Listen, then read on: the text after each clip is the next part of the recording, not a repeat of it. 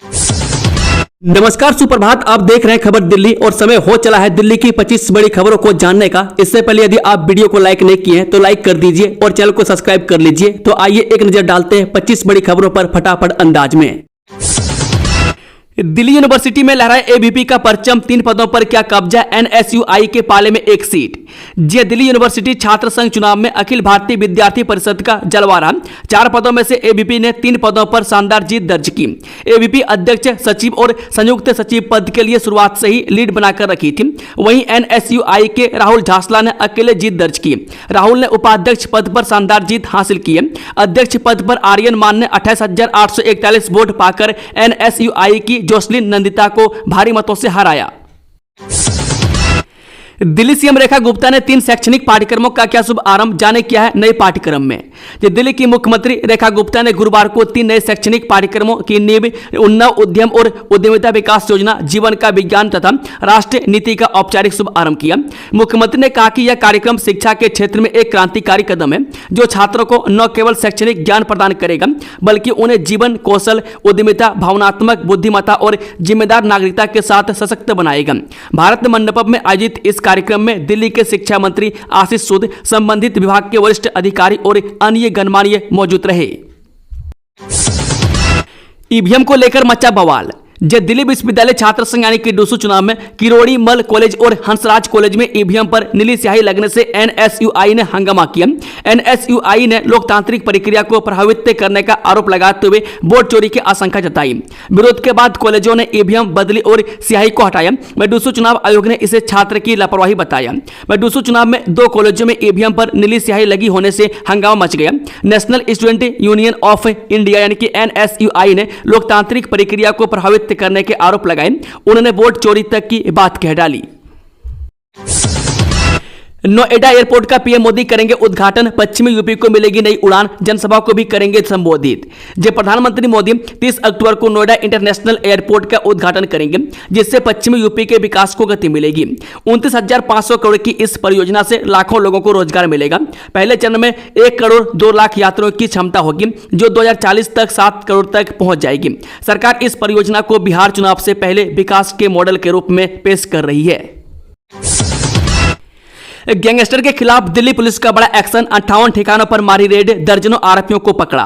Gangster के बढ़ते खौफ के बीच उनके नेटवर्क की कमर तोड़ने के लिए दिल्ली पुलिस एक्शन मोड में है। दिल्ली पुलिस ने दिल्ली एनसीआर में कुख्यात गैंगस्टरों के खिलाफ बड़ी कार्रवाई की है। दिल्ली और हरियाणा में गैंगस्टर नीरज बवाना, काला जठेड़ी, जितेंद्र उर्फ गोगी, राजेश बवाना, टिल्लू ताजपुरिया, कपिल सांगवान उर्फ नंदू और सुरेंद्र मल्लिक उर्फ नीतू दाबोदा के 58 ठिकानों पर एक साथ छापेमारी की। पुलिस ने गैंगस्टर नीरज बवाना के पिता समेत 6 लोगों को गिरफ्तार कर लिया है। वहीं 36 लोगों को हिरासत में लेकर पूछताछ की जा रही है। पुलिस को भारी मात्रा में कैश, सोने चांदी के जेवर और हथियार मिले हैं। गद्दार ज्ञान न दें, एनकाउंटर पर रोहित गोदारा की धमकी, लॉरेंस बिश्नोई गैंग का जवाब।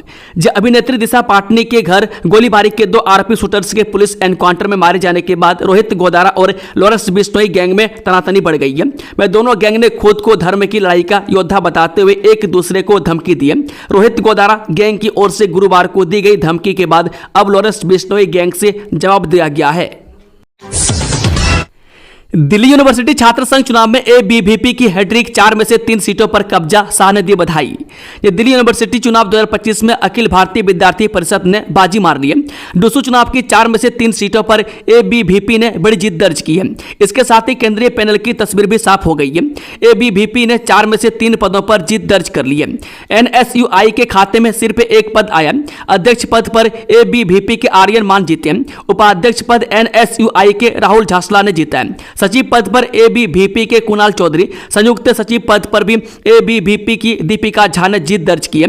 बीजेपी नेता अमित शाह ने इसे एबीवीपी की प्रचंड जीत बताकर बधाई दी है। सुप्रीम कोर्ट ने दिल्ली सरकार पर ठोका 5 लाख का जुर्माना, चेतावनी दी अगर फिर हुआ तो एफआईआर होगी, जाने पूरा मामला। सुप्रीम कोर्ट ने गुरुवार को दिल्ली सरकार पर 5 लाख का जुर्माना लगाया है। कोर्ट ने दिल्ली सरकार के लोक निर्माण विभाग पर यह जुर्माना लगाते हुए चेतावनी भी दी है कि अगर ऐसा फिर हुआ तो संबंधित अधिकारियों पर एफआईआर दर्ज की जाएगी। कोर्ट ने कहा कि यह जुर्माना 4 हफ्तों के भीतर राष्ट्रीय सफाई कर्मचारी आयोग में जमा कराना होगा। सर्वोच्च अदालत ने यह फैसला सीवर की मैनुअल सफाई से जुड़े मामले में दी है। दरअसल कुछ दिनों पहले सुप्रीम कोर्ट गेट के ठीक बाहर नाले की मैनुअल सफाई हो रही थी। अगस्त में इस मामले में एमिक्स क्यूरी के वरिष्ठ वकील के परमेश्वर ने न्यायालय को सूचित किया था कि कुछ दायित्व निर्धारित किए जाने की आवश्यकता है। उन्होंने इसे अदालत द्वारा 2023 में पारित निर्देशों का स्पष्ट रूप से उल्लंघन बताया था। केजरीवाल को बंगला देने में देरी पर हाईकोर्ट ने तलब की आवंटन पॉलिसी और वेटिंग लिस्ट।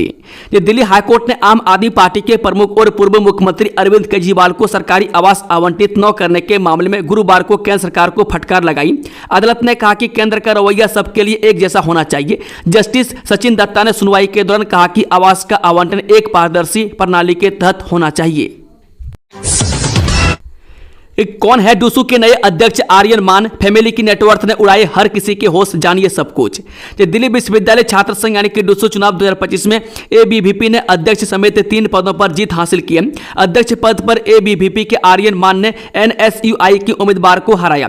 आर्यन मान, जो बहादुरगढ़ हरियाणा के रहने वाले एक छात्र नेता और राष्ट्रीय स्तर के फुटबॉलर हैं, उनके परिवार की कुल संपत्ति 1590 करोड़ रुपये है। उपाध्यक्ष पद पर एनएसयूआई के राहुल झांसला ने जीत दर्ज की है। दिल्ली में बेतहाशा बारिश से जल भराव का डर होगा खत्म, 2 गुने से अधिक वर्षा जल का प्रबंधन का नया ड्रेनेज प्लान तैयार है। दिल्ली में जल भराव की समस्या के समाधान के लिए नया ड्रेनेज मास्टर प्लान जारी किया गया। केंद्रीय शहरी विकास मंत्री मनोहर लाल खट्टर ने यह जानकारी दी। वर्ष 1976 के बाद नया प्लान तैयार किया गया। नए प्लान में प्रति घंटे 70 mm तक वर्षा तक जल निकासी की व्यवस्था होगी। वर्तमान समय में 30 mm तक वर्षा की जल निकासी होती है। मैं दिल्ली को नजफगढ़, बारापुल्ला और यमुना पार 3 भागों में विभाजित कर ड्रेनेज प्रणाली को बेहतर किया जाएगा। यानी आगामी वर्षा काल में दिल्ली में बेतहाशा बरसात होने पर भी दिल्ली वासियों को जल भराव का सामना नहीं करना पड़ेगा। पतंजलि के विज्ञापनों पर दिल्ली हाईकोर्ट की फटकार, डाबर च्यवनप्राश से बदनामी मामले में जुर्माने की चेतावनी। जब पतंजलि आयुर्वेद ने दिल्ली उच्च न्यायालय में डाबर के च्यवनप्राश उत्पाद को बदनाम करने वाले विज्ञापनों पर रोक लगाने के आदेश को चुनौती दी है। मैं कोर्ट ने पतंजलि का प्रतिनिधित्व कर रहे वकील से कहा कि एकल न्यायाधीश का आदेश विवेकाधीन है। मैं कोर्ट ने यह भी कहा कि पतंजलि ने च्यवनप्राश बनाने वाले हर व्यक्ति को बदनाम किया। अगली सुनवाई 23 सितंबर को होगी। पालना घर की कार्यकर्ता कहलाएंगी मौसी, बच्चों को मिलेगा मां जैसा स्नेह। दिल्ली में 502 क्रैच केंद्रों का शुभ आरंभ। दिल्ली में सीएम रेखा गुप्ता ने 502 पालना घरों का शुभ आरंभ किया। केंद्रीय मंत्री अन्नपूर्णा देवी भी शामिल हुई। यह कदम कामकाजी महिलाओं और बच्चों की सुरक्षा के लिए उठाया गया। पालना घरों में बच्चों को पौष्टिक भोजन, शिक्षा और देखभाल मिलेगी। महिलाओं को स्वरोजगार के लिए 10 करोड़ रुपये तक का लोन भी मिलेगा। सरकार बच्चों की सुरक्षा सुनिश्चित करेगी। मंत्री अन्नपूर्णा देवी ने कहा कि आंगनबाड़ी सह क्रैच केंद्र कामकाजी महिलाओं के लिए बड़ा सहारा है। यहाँ बच्चों को पौष्टिक आहार, खिलौनों और विविध गतिविधियों के माध्यम से बेहतर देखभाल और सीखने का अवसर मिलेगा। मंत्री ने आंगनबाड़ी और क्रैच कार्यकर्ताओं से आग्रह किया कि वह यहां आने वाले बच्चों को अपने स्नेह और जिम्मेदारी के साथ संभालें, क्योंकि मां अपने बच्चों को उनके पास विश्वास के साथ छोड़ती है। मैं दिल्ली की सीएम रेखा गुप्ता ने कहा कि दिल्ली में 502 केंद्र मातृशक्ति और बाल सुरक्षा को समर्पित एक ऐतिहासिक कदम है। एमसीडी में पहली बार एक क्लिक से छात्रों को खाते में पहुंचे 109 करोड़ रुपए, 6 लाख स्टूडेंट होंगे लाभान्वित। दिल्ली नगर निगम के स्कूलों में अब छात्रों को वर्दी और स्टेशनरी का पैसा सीधे डीबीटी के माध्यम से मिलेगा। महापौर राजा इकबाल सिंह ने 109 करोड़ रुपए की राशि 6 लाख से अधिक छात्रों के खातों में भेजी है। इस अवसर पर अधिकारियों ने शिक्षा के महत्व और शिक्षकों के योगदान पर प्रकाश डाला। इसके अतिरिक्त एमसीडी ने पेंशन अदालत में 234 पेंशन मामलों का निपटारा भी किया। अगले 5 वर्षों में दिल्ली का हर सरकारी स्कूल हो जाएगा स्मार्ट, शिक्षा मंत्री आशीष सूद का दावा। दिल्ली के जनकपुरी में पहली निपुण शाला का उद्घाटन किया गया। शिक्षा मंत्री आशीष सूद ने दिल्ली के सभी सरकारी स्कूलों को स्मार्ट स्कूल बनाने का संकल्प लिया। निपुण संकल्प योजना का उद्देश्य बच्चों की साक्षरता और संख्यात्मक कौशल को बेहतर बनाना है। मैं दिल्ली सरकार दिव्यांगजनों और बुजुर्गों के लिए सुलभता पर भी ध्यान दे रही है। शिक्षा मंत्री ने कहा कि दिल्ली सरकार का संकल्प है कि अगले 5 वर्षों में दिल्ली के हर सरकारी स्कूल को स्मार्ट स्कूल बनाया जाए। लगभग 21,000 कक्षाओं में स्मार्ट ब्लैक बोर्ड लगाए जा चुके हैं। मैं शेष 17,000 कक्षाओं में भी शीघ्र ही लगेंगे। में दिल्ली के हर बच्चे को क्रोमबुक, स्मार्ट क्लासरूम और तकनीकी शिक्षा का अनुभव मिलेगा। ये वही सुविधाएं हैं जिनके लिए दिल्ली वाले आज निजी स्कूलों में बढ़ी हुई फीस चुकाते हैं। राजधानी में अगले वर्ष तक सभी सार्वजनिक वाहन होंगे इलेक्ट्रिक। नई इलेक्ट्रिक व्हीकल नीति के तहत सीएम रेखा गुप्ता का ऐलान। दिल्ली सरकार नई इलेक्ट्रिक वाहन नीति लाने की तैयारी में जिसका उद्देश्य वायु प्रदूषण को कम करना है। मुख्यमंत्री रेखा गुप्ता ने कहा कि 2025 तक सभी सार्वजनिक वाहन इलेक्ट्रिक हो जाएंगे। नई इलेक्ट्रिक व्हीकल नीति में दिल्ली में प्रत्येक तीसरा वाहन इलेक्ट्रिक करने का लक्ष्य है। सरकार हितधारकों के साथ चर्चा कर रही है और सड़क सुरक्षा नियमों का पालन करने पर जोर दे रही है। बता दें कि नई नीति में दिल्ली के सभी सार्वजनिक वाहनों को इलेक्ट्रिक करने का प्रावधान किया गया है। मुख्यमंत्री रेखा गुप्ता ने कहा कि अगले वर्ष तक सभी सार्वजनिक वाहन इलेक्ट्रिक हो जाएंगे।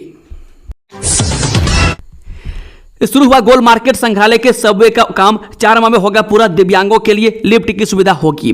नई दिल्ली के गोल मार्केट में संग्रहालय तक सुगम पहुंच के लिए सबवे का निर्माण शुरू हो गया है। एनडीएमसी द्वारा निर्मित इस सबवे से नागरिकों, पर्यटकों और छात्रों को सुरक्षित मार्ग मिलेगा। दिव्यांगों के लिए लिफ्ट की सुविधा भी होगी। यह परियोजना फरवरी 2026 तक पूरी होने की उम्मीद है, जिसके बाद लोग आसानी से संग्रहालय पहुंच पाएंगे। एनडीएमसी के चेयरमैन केशव चंद्रा ने बताया कि एनडीएमसी मौजूदा गोल मार्केट भवन को राष्ट्रीय महत्व के संग्रहालय के रूप में पुनर्विकास कर रही है। नागरिकों, आगंतुकों, छात्रों और पर्यटकों आदि के लिए सुरक्षित और सुविधाजनक मार्ग तथा आधुनिक पहुंच के लिए संग्रहालय तक एक सबवे का निर्माण किया जाएगा। बढ़ सकते हैं पूर्व सीएम अरविंद केजरीवाल की मुश्किलें। सतर्कता आयोग ने शुरू की शीश महल की जांच। दिल्ली के मुख्यमंत्री अरविंद केजरीवाल के आवास के नवीनीकरण में भ्रष्टाचार के आरोपों की जांच शुरू हो गई है। विजेंद्र गुप्ता की शिकायत पर सीबीसी ने यह कार्रवाई की है। गुप्ता ने अवैध विस्तार और विलासिता पर करदाताओं के पैसे के दुरुपयोग का आरोप लगाया था, जिसकी जांच सीबीडब्ल्यूडी ने की है और अनियमितताएं पाई गई। इस मामले में पहले भी सीबीआई जांच हो चुकी है। नवीनीकरण में भ्रष्टाचार के गंभीर आरोप लगाए गए। पिछले वर्ष विधानसभा में नेता प्रतिपक्ष अब विधानसभा अध्यक्ष विजेंद्र गुप्ता ने इसे लेकर केंद्रीय सतर्कता आयोग यानी कि सीबीसी से 2 शिकायत की थी। सीबीसी ने उनकी दोनों शिकायतों पर जांच शुरू कर दी है। नमो भारत को लेकर आ गई फाइनल डेट। अब सराय काले खां से दौड़ेंगी मेरठ तक। पीएमओ के संकेत से अलर्ट मोड में एनसीआरटीसी। राष्ट्रीय राजधानी क्षेत्र परिवहन निगम को पीएमओ से संकेत मिले हैं कि नमो भारत ट्रेन जल्द ही मेरठ से दिल्ली के सराय काले खां तक चलेगी। 82 किलोमीटर की दूरी 60 मिनट में तय होगी। उद्घाटन नवरात्र में होने की संभावना है और प्रधानमंत्री मेरठ मेट्रो के साथ ही इसे हरी झंडी दिखा सकते हैं। मेरठ प्रशासन तैयारी में जुट गया है। हालांकि पूर्व में संभावना जताई जा रही थी कि इस बार सराय काले खां स्टेशन पर मुख्य समारोह हो सकता है, लेकिन मेरठ मेट्रो भी प्राथमिकता में है। नव भारत का उद्घाटन तो मोदी पहले भी कर चुके हैं। सूत्रों की माने तो सदाबदी नगर या बेगमपुर स्टेशन पर ही उत्तर प्रदेश के सीएम योगी आदित्यनाथ की उपस्थिति में पीएम मेरठ मेट्रो और नव भारत दोनों का रवाना कर सकते हैं। मेरठ प्रशासन इस बाबत अपनी तैयारियों में जुट गया है। एसआईआर पर गरमाई दिल्ली की सियासत। 23 साल बाद हो रही वोटर लिस्ट की जांच। भाजपा ने सराहा और कांग्रेस ने लगाए आरोप। ये दिल्ली में 23 साल बाद मतदाता सूची का विशेष पुनरीक्षण होगा। भाजपा ने इसका स्वागत किया है, जबकि कांग्रेस ने इसे वोट चोरी का षड्यंत्र बताया है। भाजपा का आरोप है कि कांग्रेस घुसपैठियों को बचा रही है और फर्जी वोट बनवा रही है। कांग्रेस का कहना है कि भाजपा गरीब लोगों को बाहर करने की साजिश कर रही है और मतदाता सूची से नाम काटने की तैयारी है। बता दें कि प्रधानमंत्री मोदी के जन्मतिथि पर बुधवार को आयोजित कार्यक्रम में केंद्रीय गृह मंत्री अमित शाह ने आरोप लगाया था कि कांग्रेस घुसपैठियों को बचाने के लिए एसआईआर का विरोध कर रही है। भाजपा मतदाता सूची की शुद्धिकरण का समर्थन करती है। दिल्ली प्रदेश भाजपा अध्यक्ष वीरेंद्र सचदेवा ने भी दिल्ली में एसआईआर की तैयारी का स्वागत किया है। कांग्रेस व आम आदमी पार्टी पर पिछले कई वर्षों से घुसपैठियों का फर्जी वोट बनवाने का आरोप लगाया। इस सबके चलते अफ्रीकी हाथी शंकर की मौत का खुलेगा रहस्य। दिल्ली जू में जांच के आदेश जारी। दिल्ली के चिड़ियाघर में अफ्रीकी हाथी शंकर की मौत हो गई, जिसकी वजह जानने के लिए जांच शुरू हो गई है। 17 सितंबर को शंकर ने कम खाना खाया और उसे दस्त हुई। इलाज के दौरान शाम को उसकी मौत हो गई। पोस्टमार्टम के बाद उसका अंतिम संस्कार किया जाएगा। शंकर 1998 में जिम्बाब्वे से लाया गया था और चिड़ियाघर का अहम हिस्सा था।